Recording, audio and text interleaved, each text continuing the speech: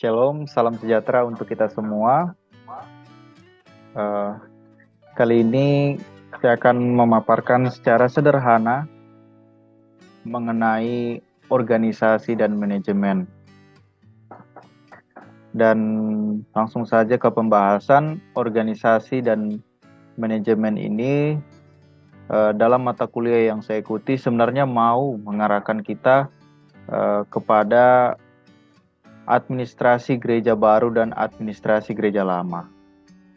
Dan bagaimana nantinya ciri-ciri administrasi gereja baru dan administrasi gereja lama? Sebelum itu, kita terlebih dahulu mengetahui apa itu administrasi, pengertian sederhananya. Dan secara sederhana, pengertian administrasi dalam KBBI yaitu usaha dan kegiatan yang meliputi penetapan tujuan serta penetapan cara-cara penyelenggaraan pembinaan organisasi. Sedangkan dalam lingkup gereja sendiri, administrasi ini dalam administrasi gereja baru disebutnya sebagai kebijakan. Kita masuk ke slide selanjutnya, ciri-ciri administrasi gereja. Secara sederhana, di sini saya memaparkan administrasi gereja lama dan juga administrasi gereja baru yang mempunyai ciri-ciri demikian. Dalam administrasi gereja lama, itu menganggap bahwa administrasi ini hanyalah bernyangkut sebuah tata usaha, persuratan, dan juga hal-hal teknis. Sedangkan dari administrasi gereja baru itu melampaui atau melebihi dari tata usaha, persuratan, hal-hal teknis, bahkan menyangkut seluruh kehidupan manusia itu sendiri. Kemudian pemahaman teologi yang tidak berkembang. Sebagai contoh sederhana, jika khotbah sebelumnya sudah dikhotbahkan di tahun sebelum-sebelumnya, khotbah itu dikhotbahkan di tahun berikutnya, misalnya dari tahun 2020 ke tahun 2021. Nah, itu sebagai contoh teologi yang tidak berkembang. Dan bagaimana dengan administrasi gereja baru, teologi yang berkembang? Sebagai contoh, teologi yang tidak menutup diri dengan perkembangan digitalisasi yang dapat kita jumpai hari-hari ini, dapat dilakukan melalui YouTube dan juga melalui Zoom. Nah, itu salah satu ciri-ciri administrasi gereja baru yang memiliki teologi yang berkembang. Kemudian yang ketiga yaitu jemaatnya yang sulit menerima orang baru. Sebagai contoh, jika di dalam jemaat itu mempunyai seorang pendeta, misalnya dia orang dari suku Manado.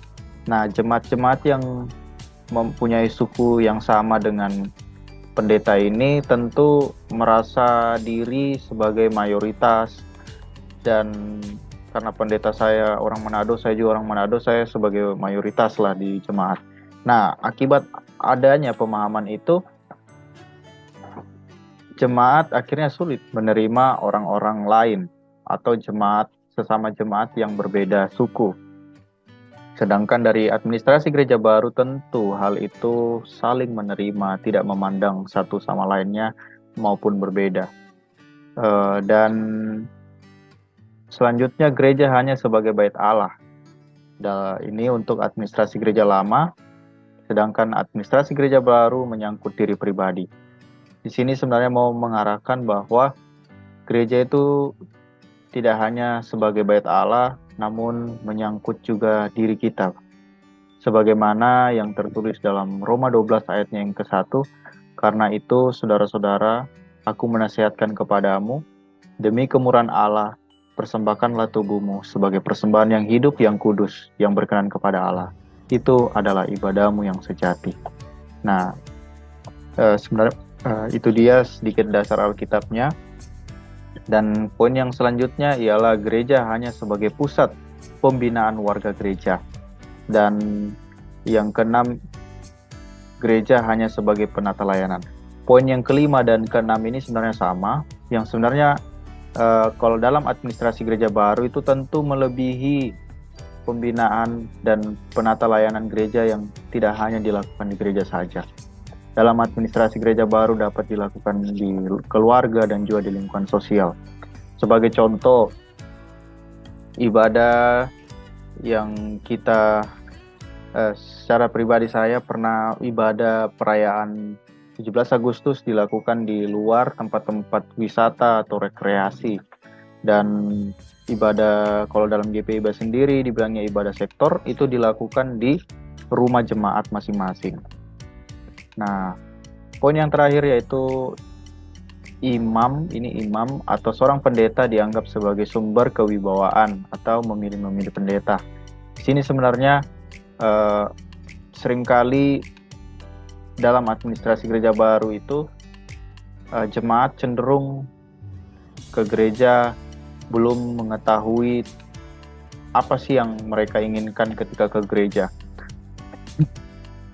Dan dalam administrasi gereja baru sebenarnya mau memberitahu bahwa seharusnya jemaat datang ke gereja itu mengetahui apa kebenaran firman Tuhan yang ingin disampaikan hari itu juga, dan untuk menuntun jemaat melakukan kebenaran firman Tuhan dalam aktivitasnya sehari-hari, bukan datang ke gereja mencari pendeta yang menurut dia suka begitu. Nah, itu dia secara sederhana ciri-ciri administrasi gereja baru dan administrasi gereja lama. Selanjutnya kita masuk ke aspek dimensi organisasi gereja.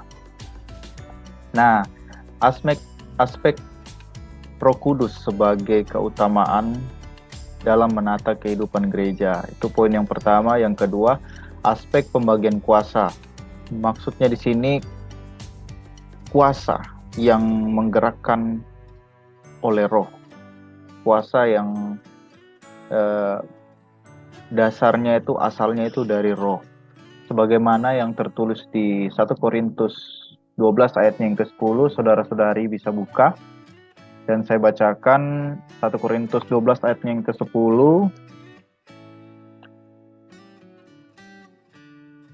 Kepada yang seorang roh memberikan kuasa untuk mengadakan mujizat, dan kepada yang lain ia memberikan karunia untuk bernubuat, dan kepada yang lain lagi ia memberikan karunia untuk membedakan bermacam-macam roh.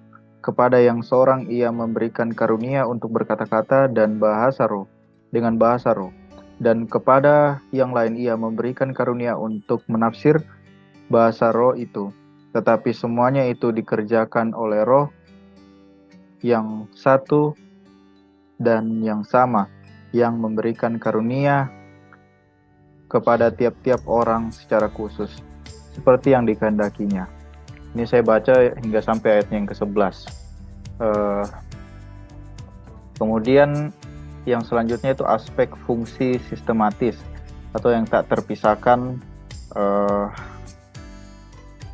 sebagaimana maksud pemberitaan Allah, yaitu 1 Korintus 12 ayat yang ke-18. Ayat yang ke-18 itu berbunyi demikian, tetapi Allah telah memberikan kepada anggota masing-masing secara khusus suatu tempat pada tubuh seperti yang dikehendakinya. Kemudian yang selanjutnya aspek ketergantungan satu dengan yang lain, yaitu 1 Korintus 12 ayat yang ke-12 sampai 26. Ayat yang ke-12 saya bacakan. Karena sama seperti tubuh itu satu dan anggotanya banyak, dan segala anggota itu sekalipun banyak merupakan satu tubuh, demikian pula Kristus. Kemudian ayatnya yang ke-26, karena itu jika satu anggota menderita, semua anggota turut menderita. Jika satu anggota dihormati, semua anggota turut bersukacita. Aspek selanjutnya ialah penetapan otoritas posisi atau jabatan dan fungsi yang melekat. Terdapat dasar Alkitabnya, yakni dari 1 Korintus 12 ayatnya yang ke-28. Dan Allah telah menetapkan beberapa orang dalam jemaat, pertama sebagai rasul, kedua sebagai nabi, ketiga sebagai pengajar. Selanjutnya mereka yang mendapat karunia untuk mengadakan mujizat, untuk menyembuhkan, untuk melayani, untuk memimpin, dan untuk berkata-kata dalam bahasa roh. Nah, itu dia tadi secara sederhana, dalam setiap aspek ini memiliki dasar Alkitab. Selanjutnya kita masuk ke analisis kesalahan kebijakan gereja. Di sini yaitu tidak seharusnya memberi diakonia yang tidak seharusnya perlu diberi. Di sini maksudnya agar diakonia tidak terkesan diberikan kepada jemaat yang kurang mampu. Diakonia ini agar tidak terkesan menjadi sumber pendapatan utama untuk jemaat yang kurang mampu. Gereja harus melakukan pembinaan kepada jemaat, bagaimana cara berusaha, membuka usaha, bagaimana cara membuka bisnis, atau cara menabung dan sebagainya, sehingga diakonia ini tidak disalahgunakan atau malah menjadi sumber pendapatan utama kepada jemaat-jemaat yang kurang mampu. Sebenarnya mau mengarahkan ke situ. Dan selanjutnya ialah manajemen dan kepemimpinan gereja, meliputi Alkitab, teologi, doktrin gereja, dan juga manajemen, yaitu mengeksekusi kebijakan gereja dengan pendekatan the best practice. Dan selanjutnya patologi organisasi gereja itu yang pertama bias pengangkatan jabatan gereja yang tidak berdasarkan kompetensi karunia, yang kedua bias otoritas posisi versus otoritas fungsi, bias budaya organisasi, yang keempat bias kesadaran sebagai organisasi sosial spiritual. Yang selanjutnya adalah dimensi organisasi gereja, tentu memiliki dasar Alkitab juga, dan ini tadi yang berhubungan dengan dimensi organisasi gereja ya, aspek dimensinya. Dan dimensi organisasi gereja tentu memiliki dari semua yang tadi kita baca itu dari 1 Korintus 12 ayat yang ke-12 sampai 31.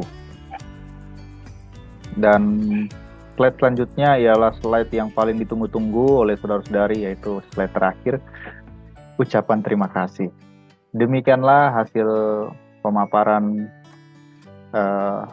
saya berikan. Mohon maaf jika ada kekurangan, dan saya ucapkan terima kasih untuk yang sudah menonton. Jangan lupa like and comment and subscribe. Baik. Terima kasih, Tuhan Yesus memberkati. Dadah.